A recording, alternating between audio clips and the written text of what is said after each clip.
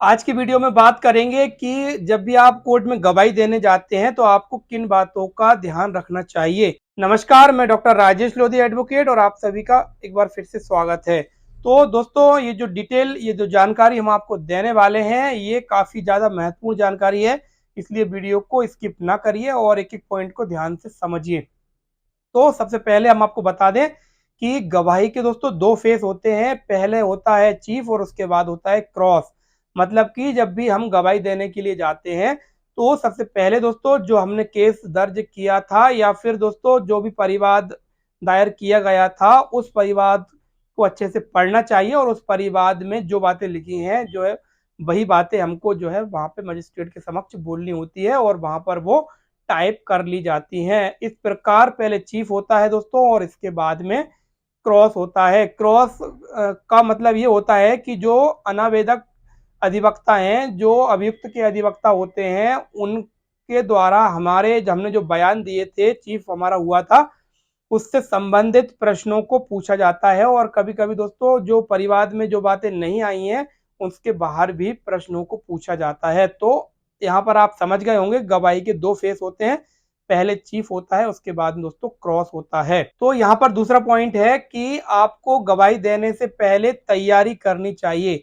दोस्तों जैसे हम कोई एग्जाम देते हैं, उसकी तैयारी करते हैं, उसकी पढ़ाई करते हैं, उसी प्रकार गवाही देने से पहले आपको इस बात का ध्यान रखना है कि जो भी केस में परिवाद में जो बातें लिखाई गई हैं उसको आपको बार बार पढ़ना है।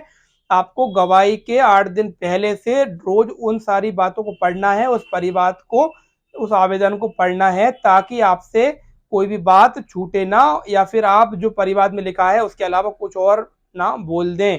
क्योंकि उससे दोस्तों होना ये है कि अगर आपने डेट वगैरह लिखी है परिवाद में, कोई चेक बाउंस केस है तो उसमें चेक की डिटेल वगैरह लिखी है, कोई नंबर लिखे हैं, तो ये आप बार बार उसको पढ़ेंगे तो आपको अच्छे से रट जाएगा, आपके माइंड में वो बात सेट हो जाएगी और आगे जब आप कोर्ट में जाएंगे तो आपको जो है वही सेम टू सेम आप बयान में उन बातों को ही बोलेंगे और आपका जो है अच्छे से बयान हो जाएगा। लेकिन दोस्तों इसके विपरीत अगर आप तैयारी करके नहीं जाते हैं, क्योंकि कोर्ट में जब हम केस फाइल करते हैं तो काफ़ी समय हो जाता है, 8-8 10-10 साल दोस्तों केस चलते हैं और उस समय जब हमने केस फाइल किया था उस समय क्या हमने लिखवाया था हमें खुद को याद नहीं होता है। ऐसी स्थिति में विरोधी पार्टी के अधिवक्ता को इसका फायदा मिलता है और आपसे जो है दोस्तों क्रॉस करके वो अपने मन की बात उगलवा लेते हैं और इस प्रकार अपन केस जो है हार जाते हैं। लेकिन यहाँ पर अगर आप तैयारी करेंगे, आपने जो परिवाद में केस लगाते समय जो बातें डिटेल दी थी अगर वही बातें आप क्रॉस में भी देंगे, चीफ में भी देंगे, तो आपको जो है परेशानी नहीं आएगी, आपके केस जीतने के चांस काफी ज्यादा बढ़ जाएंगे। अब यहाँ पर अगले पॉइंट की बात करेंगे कि जब भी आपसे कोई प्रश्न पूछा जाता है और आपको उसका आंसर पता नहीं है तो ऐसी स्थिति में दोस्तों आपको वहां पर ये बोलना है कि मुझे आज दिनांक को ये बात पता नहीं है, मुझे याद नहीं है।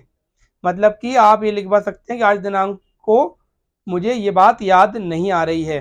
तो इस प्रकार आपका जो है क्रॉस करते समय आपसे अगर आप ये बात लिखवाते हैं तो आपका जो है उससे फायदा हो जाएगा और इस चीज का गलत फायदा जो है अनावेदक अधिवक्ता को नहीं मिलेगा।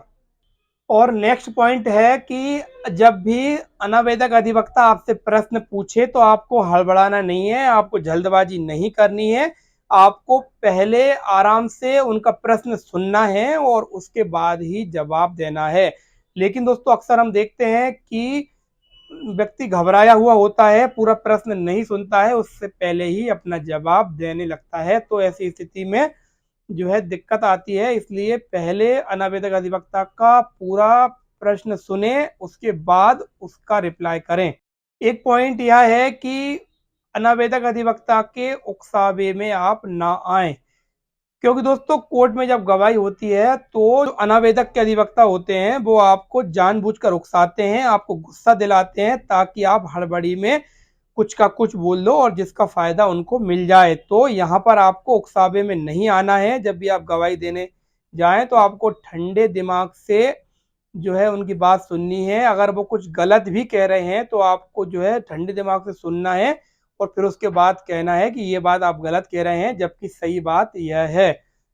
लेकिन दोस्तों हम कोर्ट में देखते हैं कि व्यक्ति गुस्से में आ जाता है और उकसावे में कुछ का कुछ बोल देता है, जिसका फायदा जो है विरोधी पार्टी को मिल जाता है गवाही के समय। तो इस बात का ध्यान रखें, उकसावे में कभी भी ना आए, ठंडे दिमाग से सवाल का सुने और उसके बाद उसका उत्तर दें।